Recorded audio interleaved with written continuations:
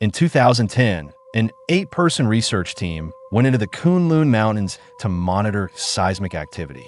Only 3 came out alive. The survivors, their minds shattered, just pointed at the ground, repeating over and over, "The dragon is here." On April 10th, 2010, I got a call from Director Wong. There was news about the research team that had vanished 2 weeks earlier. Local herdsmen had found them and called the police. The team had 7 researchers and 1 guide. 5 of them, including the team leader, Alex Chun, were still missing. The other 3 were found huddled on top of a large rock, refusing to come down, as if they were hiding from something. The agency sent a team to retrieve them, but the 3 survivors wouldn't get in the vehicle. They were terrified. Their throats were raw, probably from screaming for days, and they couldn't speak. They just pointed at the ground, waving their hands frantically. They were clearly in deep shock. The agency scrambled a plane to fly them back to Beijing that night. According to the on-board physician's notes, the survivors seemed to calm down in the air, showing clear signs of relaxation. But the moment the plane landed, the terror returned, and they tried to flee. A specialist diagnosed them with a severe and persistent post-traumatic stress disorder. Simply put, they had been scared out of their minds. Since the survivors had lost the ability to communicate, our superiors couldn't get any leads from them. The team leader, Alex Chun, was a good friend of mine. I'd known him for years. As soon as I heard his team was missing, I started following the case, repeatedly volunteering to help.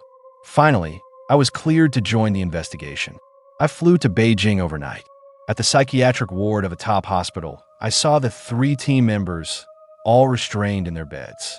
They were in a state of unnatural anxiety, seemingly terrified of the ground itself. No matter what the doctors asked, the men just pointed at the floor and made a deep, rumbling sound. "We tried everything. We can't get a word out of them," Director Wong said, standing beside me with a thick medical file. He was in charge of the whole operation. He had approved the mission, and now that it had gone south, he was facing a lot of heat. "When did Alex's team lose contact?" I asked. Director Wong thought for a moment, then pulled out his phone and pointed to a date, March 17th. The moment they went dark, we reported up the chain. They even sent out planes to search their last known position. No sign of them, dead or alive. Then, on the 3rd, some locals found these 3 about 200 kilometers from where the team disappeared. But there were no footprints around the rock formation where they were found. No one has any idea how they got there. Having spent years doing field work, I knew what he meant. Even on barren plains, people leave tracks. Unless a helicopter dropped them onto that rock, it was impossible for there to be no trace. The place the herdsmen found them was more of a small, raised hill than a pile of rocks. It was the only high point on the flat, empty plains, making it stick out. The search and rescue teams had already scanned the entire area with drones. They should have been spotted days ago. No one knew how they had just appeared there out of thin air. Director Wong took a call, then turned to me. "You're coming with me to Qinghai tomorrow. The search is still ongoing. Maybe we'll find something at the scene." Soon, I was on a special flight to Qinghai. Besides Director Wong and me, there were other experts sent from various departments to investigate. They stared grimly at the files in their hands. This is shaping up to be another one of those stories where people just vanish in the wilderness, an old man with white hair and glasses said. His comment immediately drew everyone's attention. I recognized him. He was Professor Zhao, one of the country's top geologists, with extensive experience leading expeditions. He was a big deal in our field. Getting lost out here, you don't come back from that. A tragedy for those 5. Another, younger man disagreed. Not necessarily. 3 of them were rescued, right? Their physical reports are clean, and they had food residue in their stomachs. They'd eaten within the last 8 hours. That means the team wasn't short on supplies. Maybe they just got separated. I didn't join the discussion. I just stared out at the snow-capped mountains in the distance. The Kunlun Mountains, the mother of all mountains, a forbidden zone of life, hiding countless secrets. Even today, vast areas remain unexplored by humans. In mythology, this was the palace of the Queen Mother of the West, a bridge between the mortal world and the heavens, the center of the world. But the urban legends were more famous. The Kunlun Mountains are heavily guarded to keep something inside. There's a gate of hell where a shepherd was struck by lightning. As a firm rationalist, I never bought into any of that stuff. Most of it was just rumors blown out of proportion. The truth is usually much simpler. The military guard were just there to keep people from wandering into the uninhabited zone and getting into trouble. And the gate of hell was just a place with a strong magnetic field that attracted lightning. You young guys have no idea how serious this is, Professor Zhao said suddenly, then took off his glasses and closed his eyes to rest. The secrets hidden in these mountains are not as simple as you think. After the plane landed, a bus from the agency took us to the local command post. The place was buzzing with activity. A dozen search teams were fanning out in different directions, looking for the rest of the team. A large screen on the wall was covered with markers showing the areas that had already been searched. Still no news? Director Wang's face was grim. Professor Zhao sat to one side, looking through the personal effects left behind by the team. He asked a staff member nearby, "By the way, I heard some of the archaeology guys went with Alex's team. Are they here?" "They got here yesterday." The one who was with Alex's team is named Jack. "I'll get him." A young man in his 20s soon walked in. He sat down across from us and began to tell his story. Jack's account. At the start of 2010, my department sent me to our outpost in Gurmu, Qinghai, to study ancient marine fossils from the high plateau. Back in the 20th century, experts had theorized that, based on the movement of the Eurasian plate, the Tibetan plateau, the roof of the world, was once a vast ocean. The discovery of massive amounts of marine fossils on the plateau later proved it. Because of this, our agency set up a dozen research outposts across Qinghai, Gansu, and Tibet. We spent our days hiking into the mountains, digging up fossils, and bringing them back to study. My post was in a special location, right next to the famous Kunlun Pass. For reasons that were never fully explained, every expedition required layers of approval and a special guide, so we rarely got the chance to go into the mountains. The process was a pain, but every time we went in, we found incredibly valuable, complete fossils. We used to joke that we weren't on the Tibetan plateau, we had stumbled into the Dragon Palace of the EC. The old herdsman would chat with us and tell us all sorts of legends about the Kunlun, draping the magnificent range in a cloak of mystery. In early March, we got word that a research team from Beijing was coming to the Kunlun Mountains to test a new type of seismic detector. Our department told us to give them our full cooperation. It was a golden opportunity for us to piggyback on their mission and collect some more rocks. Soon, the 7-person team landed at Gurmu Airport.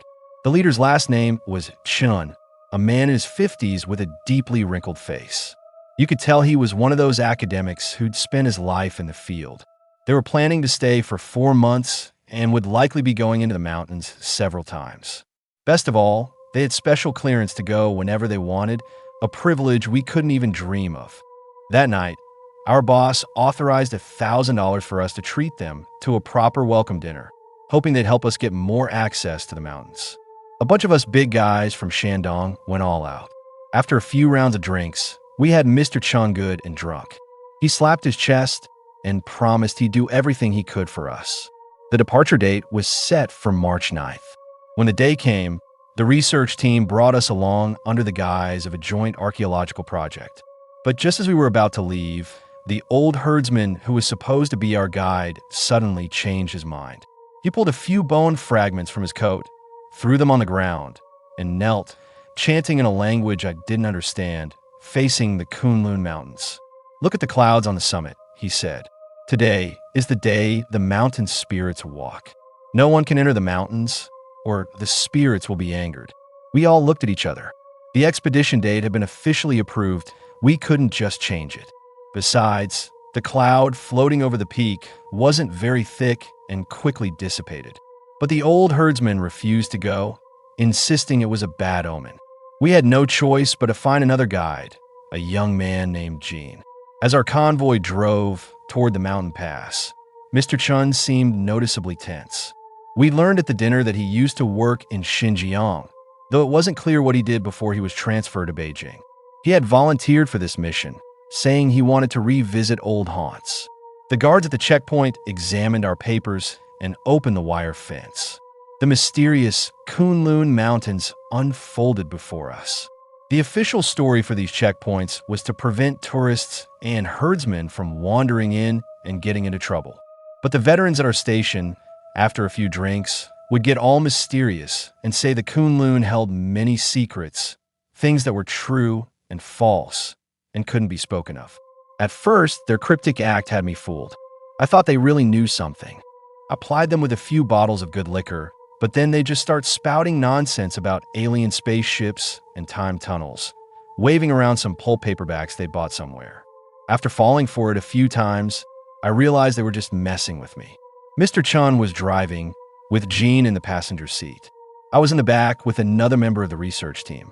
During our conversation, Mr. Chun revealed that the Seismological Bureau had observed a sudden increase in crustal activity near the Kunlun Range 2 months prior.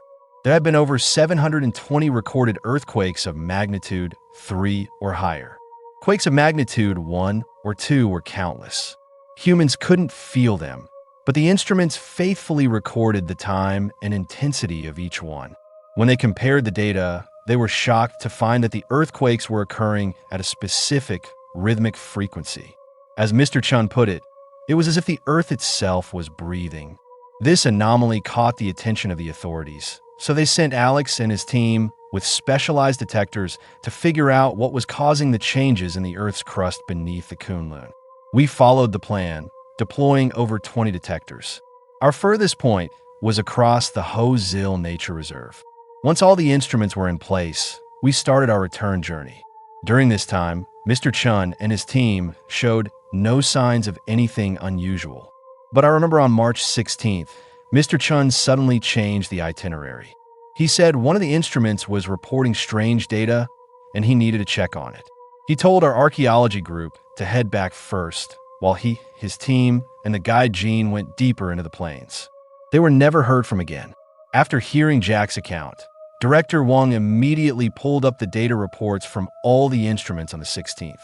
Unit 726 had indeed detected something unusual. In just 30 minutes that day, it had recorded 7 moderate quakes, all 4.9 in magnitude. According to the coordinates, the instrument was located near the Architag Mountains in the eastern Kunlun Range. This area is a desolate no-man's land where Xinjiang, Tibet, and Qinghai meet. The search and rescue teams had already scoured the area based on this lead. But strangely, they hadn't found a single trace of the team's presence. This was highly unusual. Even if Alex's team was in a hurry, they would have had to stop and rest. Furthermore, the last GPS signal from their vehicles showed them less than 7 kilometers from Unit 726. At that distance, it would have taken less than 10 minutes to drive there. But 8 people and 3 vehicles had simply vanished. The 3 survivors were later found on the southwestern edge of the Darien Basin. A little further, and they would have been out of the country. Setting aside the fact that they would have had to cross the perennially snow-covered Kunlun Mountains and vast stretches of uninhabited land, the fuel and supplies they were carrying wouldn't have been enough to get them that far. Did you retrieve instrument 726? Professor Zhao asked again. The staff member shook his head. They knew where it was, but because this was a multi-agency operation, the actual recovery was our responsibility. This whole thing revolves around instrument 726, I said, standing up. The guys from the Seismology Bureau said these units can also record video. Whether it's connected to the missing team or not, I think we need to retrieve that instrument first. At the very least, it could tell us if Alex and his team ever made it to the deployment site. I was Alex's colleague. I volunteered. I'll go get the instrument. To my surprise, Professor Zhao, despite his age, also offered to come along. His dedication was truly admirable. The drive from the command post to the location of 726 would take about 18 hours. On the way, I learned that Alex had been Professor Zhao's protege, his most brilliant student. When Alex went missing, Zhao, who was already retired, had ignored all protests and insisted on coming out of retirement to find him personally. The night passed without incident. At 7 the next morning, we arrived at our destination. Strangely, Where 726 should have been, there was only its base.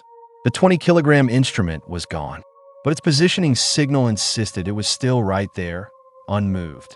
Director, we're at the location of 726. The instrument is not here. Repeat, the instrument is not here.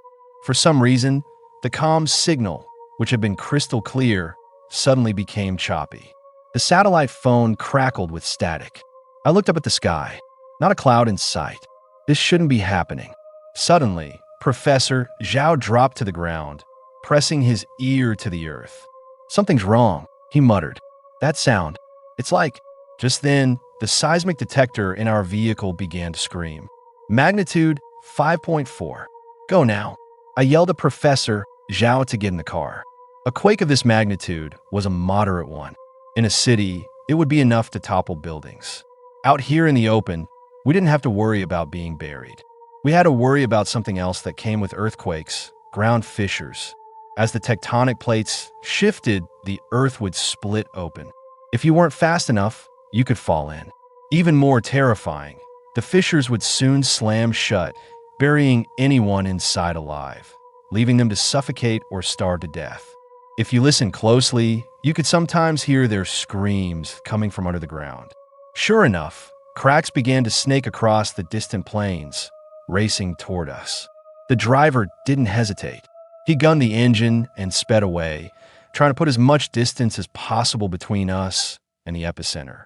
I gripped the handle on the dashboard, feeling the vibrations under my feet. But the fissures behind us seemed to have a mind of their own, chasing us relentlessly. The satellite phone, which had been silent on the back seat, suddenly crackled to life with a familiar voice. This is Team Leader Alex Chun. Does anyone copy? Professor Zhao snatched up the phone. Alex, this is Zhao. Report your position now. Repeat, report your position. Professor Zhao, I'm underground. On it. Get out of here. Leave. It's awake. The signal was lost again, replaced by static. Then silence. What's that behind us? The driver yelled. We whipped around. Strange ridges were rising from the ground, throwing massive clouds of dust into the air. Then the earth began to roar. The solid ground rippled like water. A strange light pulsed from behind the distant mountains. The detector in the car shrieked. I glanced at the reading on the screen, and my face went pale, a cold sweat breaking out on my forehead. A 7.1 magnitude earthquake. A terrifying force erupted from deep within the earth. The world trembled. Countless fissures scarred the landscape like jagged wounds. A bottomless sinkhole had opened up right where we'd been standing just moments ago. Then I saw it clearly. A long, slender, grayish-brown creature with a serpent's body and 4 limbs shot into the sky, wrapped in a whirlwind, and vanished into the clouds. The few of us in the car were dumbstruck. The thing moved so fast, we didn't even have time to grab our phones to take a picture. What was that? The driver stammered, staring at the heavy, dark clouds. Professor Zhao was just as stunned. He stared in the direction the creature had disappeared and whispered, "A dragon. We have to report this immediately. This is a world-shaking discovery. Professor, call the command post now." I shouted, overcome with excitement. I leaned out the window, trying to spot the creature again, while urging Zhao to call headquarters with one hand and fumbling for my phone with the other. Professor Zhao snapped out of his shock, his face flushed with excitement. A dragon, a creature that had only existed in legends, a symbol of fortune that has been part of our culture for 5,000 years, had just appeared right in front of us. It had no wings, yet it flew, defying the laws of aerodynamics. If the existence of dragons was confirmed, it would change the world forever. And we, the ones who found it, would go down in history. I knew it. Our ancestors wouldn't have picked an imaginary creature for the zodiac. Sit tight. The quake's not over. The driver wrenched the steering wheel, executing a wild drift that brought the vehicle to a screeching halt. The ground in front of us was shattered like a chessboard, broken into jagged, uneven squares separated by bottomless cracks. The thrill of discovering a new species instantly evaporated. This was a catastrophic earthquake. The ground rolled toward us in waves. For the first time, I understood what the sky falling and the earth cracking really meant. It felt like the world was ending. The sky grew dark as swirling black clouds blotted out the sun. The driver looked around in despair. We were surrounded by fissures. There was no way out. Suddenly, the ground beneath us bulged upward.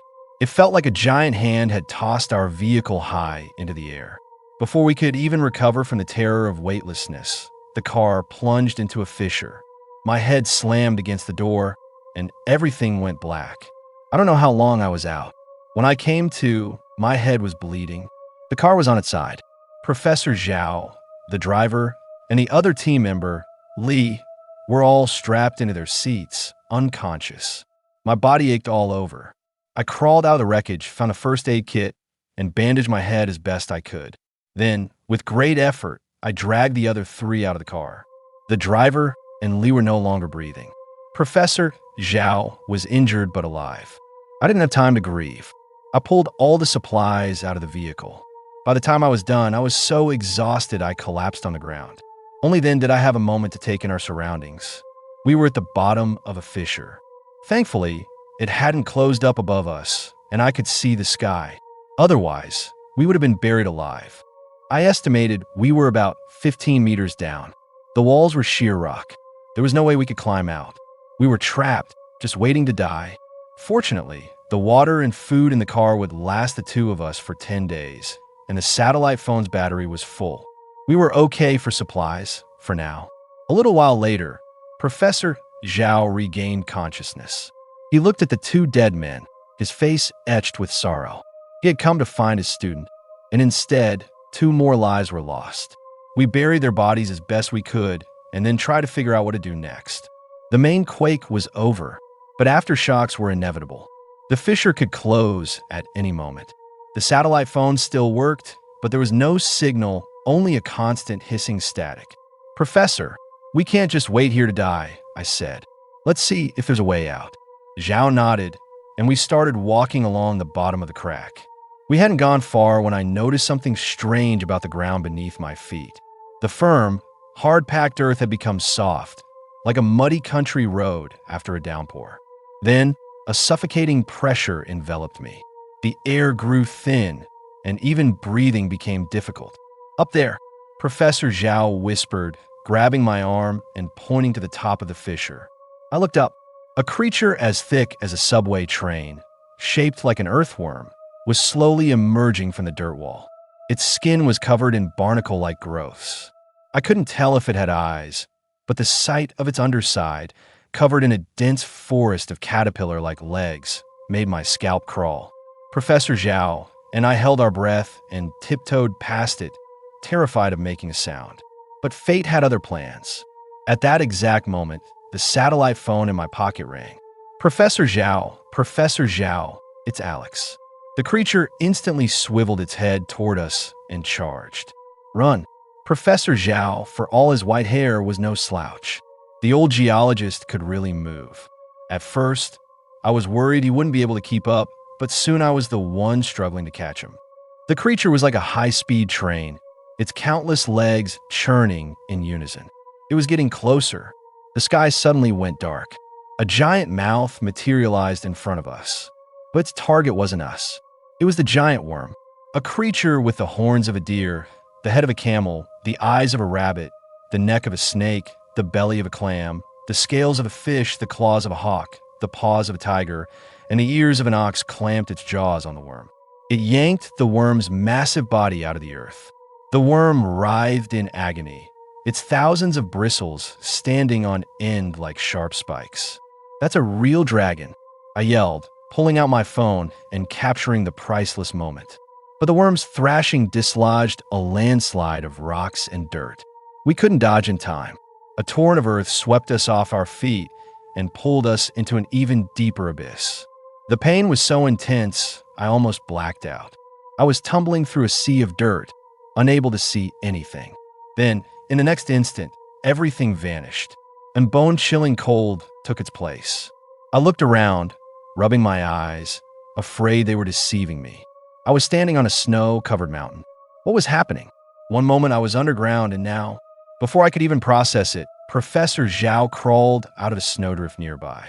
He was just as stunned by the change in scenery. He looked up, and using the sun and his compass, he came to a startling conclusion. We had traveled through the entire Kunlun mountain range, not from south to north, but from west to east. We might not even be in the country anymore. What in the world was going on? Then, something even more astonishing happened. The sky filled with countless spiraling figures. They twisted and turned like swimming snakes, weaving through the clouds. Dragons, mythical dragons. They moved in swarms, their bodies blotting out the sky, the air filled with their strange, ethereal calls. As the clouds began to thin, we realized they weren't flying, they were swimming. Above our heads wasn't the sky. It was an ocean. Countless fish and other creatures we'd never seen before swam above us. I realized this might not be our world anymore. If that's the ocean, Professor Zhao said, then what's that light in the middle? His words pulled me back from my awe. If that wasn't the sun, what was it? And where were we? We trudged through knee-deep snow, the bitter cold making every step a struggle. The snow-capped mountains stretched on, seemingly without end. Professor Zhao kept trying the satellite phone, but there was no response. I looked back. We left no tracks in the snow. It was as if we had never been there. The clouds began to descend, turning into a thick fog as they reached the ground. The ocean in the sky seemed to shimmer like a mirage. Something was wrong. Everything felt unreal, like I was in a dream. A single cold drop of water landed on my face. It began to rain. The swimming dragons seemed agitated, beginning to twist and fly about in a frenzy. The ocean above us began to churn, and the snowy ground beneath our feet started to tremble violently. The mountain directly in front of us split down the middle. The colossal dragon we had seen earlier emerged from it. Only now could we begin to appreciate its true size. Most of its body was still hidden beneath the snow, but the part that was visible was staggering. It raised its head high, its impossibly long body stretching up toward the ocean and the sky, forming a ladder between heaven and earth. Then, the water from the sky ocean began to pour down the dragon's body, forming a gigantic vortex. The snow began to boil, hissing like water hitting a hot pan. Despite the freezing cold, everything as far as the eye could see began to shake. The next moment, I felt myself lift off the ground, freed from gravity's pull, floating into the air. Only then could I see where we truly were. We were on the roof of an impossibly vast palace. The snowy plain was just the snow covering its roof. The palace was so enormous, I couldn't even see its full extent. I estimated the roof alone was over 10,000 square kilometers. The palace complex below it stretched to the horizon. I was more and more convinced I was dreaming. This was all too bizarre to believe. I pinched my face. The pain was real. The cut on my forehead was still there. Just then, as I saw Professor Zhao clutching my shoelaces, the satellite phone in his hand crackled to life with Alex's voice again. "Professor Zhao, get out of there. Now!" Before he finished speaking, a thunderous roar echoed from below. A strange, gigantic creature emerged from the palace. It was covered in black fur. If it had been floating in the sky, I would have mistaken it for a forest. It reached out a forelimb and snatched one of the flying dragons. In its hand, the massive beast looked like a tiny eel. The giant let out a piercing cry. The other dragons in the sky seemed to hear its call and began to swarm toward the palace. As we stared at this magnificent scene, the giant turned, revealing a familiar face. Alex. His face was painted with strange patterns, and the black fur on his body was actually the pelts of some animal. He stood there like a titan from mythology, mouthing strange syllables. Everything around him moved according to his will, slowly returning to the palace. "Alex!" Professor Zhao shouted desperately, waving his arms to get his attention. But the giant Alex's gaze was profound, as if it contained the entire universe. He stood astride mountains and rivers, a dragon in his left hand. With his right, he pointed to the distance. "Alex, it's me, Zhao. What's going on?" "Professor," Zhao yelled into the satellite phone. Alex's voice came through the phone again, But the giant in front of us hadn't moved its lips. Its face was shifting, changing, until it became someone else's. A face I knew better than any other. My own. In an instant, I felt a powerful force pull me toward the giant. It opened its massive mouth and swallowed me whole. It wasn't the darkness I expected. Instead, I was hit with an overwhelming flood of details, of indescribable sights. It was like floating in the vastness of space. When I looked back, I could see the earth. Alex suddenly appeared behind me and grabbed my arm. "You." Alex cut me off. He had a strange quality, like a clay statue in a temple, present but distant, ethereal. He pointed to a spot on the earth and told me to look. It was the Kunlun Mountains. But my vision suddenly pierced through the surface, seeing what lay within. Beneath the earth and rock lay a sleeping creature. Its body stretched across nearly the entire Eurasian continent, from the Pacific to the Atlantic, like an octopus with its tentacles spread wide. And the Kunlun Mountains were its head. "This is the true dragon," Alex said suddenly. His voice was right next to me, but it sounded like it was coming from a great distance. "Alex, what is all this?" I asked, but the man in front of me changed again, now wearing Professor Zhao's face. He said something that shook me to my core. "You're already dead." "How could that be?" "I could still feel pain." "Do you think any of this is real?" "This is the truth you can only see once you've been freed from your physical body." The being who looked like Zhao took my hand, and we plunged into the Kunlun Mountains. There in the fissure, inside the crush car, were 4 bodies strapped to their seats by seatbelts. I saw cities in the distance, buildings collapsed, countless people buried under the rubble, twisted metal, and utter despair. It was just the dragon having a nightmare. The face before me shifted again, becoming 1,000 faces with 1,000 mouths, all telling the story of our myths. The ancients believed all natural disasters were the work of dragons. Heavenly dragons breathed mist, and earth dragons turned over in their sleep. They spoke of flood dragons playing and yellow dragons shedding their skin, corresponding to volcanoes, earthquakes, floods, and sandstorms. The legendary earth dragon was real, but it didn't look like the dragons from the stories. It looked like the creature I had just seen. In the beginning, when the world was forged, heavenly dragons created the mists, and the earth dragon created the land. All living things were born from this. After creating the land, the earth dragon used its own body as a foundation, giving birth to 5 great mountain ranges that stretched out in all directions from the Kunlun. In geomancy, these are called dragon lines. 3 in the east, 2 in the west. That is why the Kunlun Mountains are known as the mother of all mountains, the source of the dragon lines. This great earthquake was just the sleeping earth dragon lifting its head. If it were to fully awaken, the entire Eurasian and African continents would shatter. Heaven, in its mercy, sent down a deity to build the mound of Kunlun to soothe the earth dragon. The ancients called this deity the Queen Mother of the West. The mound of Kunlun is a colossal palace built on the earth dragon's head, existing in another dimension, not our world. Occasionally, mortals would stumble into it, disturbing the earth dragon's slumber and causing the 2 worlds to connect. When that happened, some of the creatures from the Mount of Kunlun would cross over into our world. Creatures like the dragons we know from myth. They are merely parasites born within the earth dragon's body. When the gateway between worlds opens, they pass through. They defy the rules of our world. They are bugs in the system. And so, they die quickly.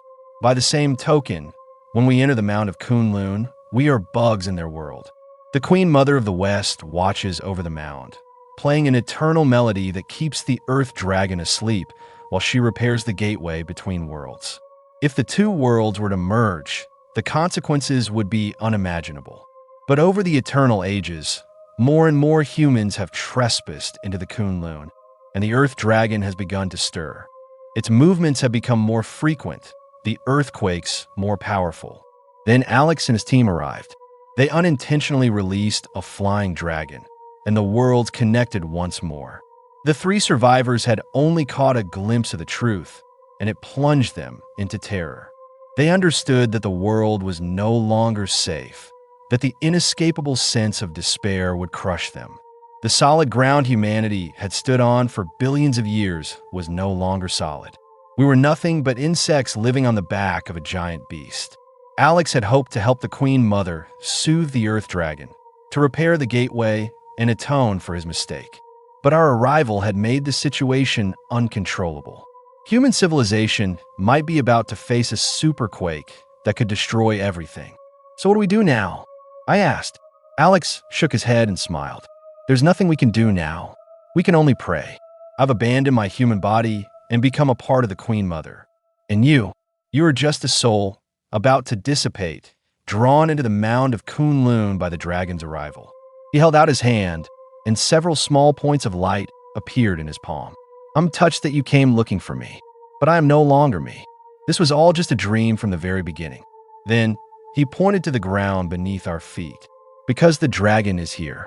In the foreseeable future, the Earth Dragon will awaken and destroy everything, only to rebuild anew. The dragon that escaped into our world won't live long. A few weeks, a few days, a few hours, maybe only a few minutes before it dies. Perhaps someone will witness a dragon falling from the sky, find its bones, and cause a sensation. But none of that has anything to do with me anymore. I will become a part of the Queen Mother, hoping she can delay the Earth Dragon's awakening for as long as possible. That is her gift to humanity.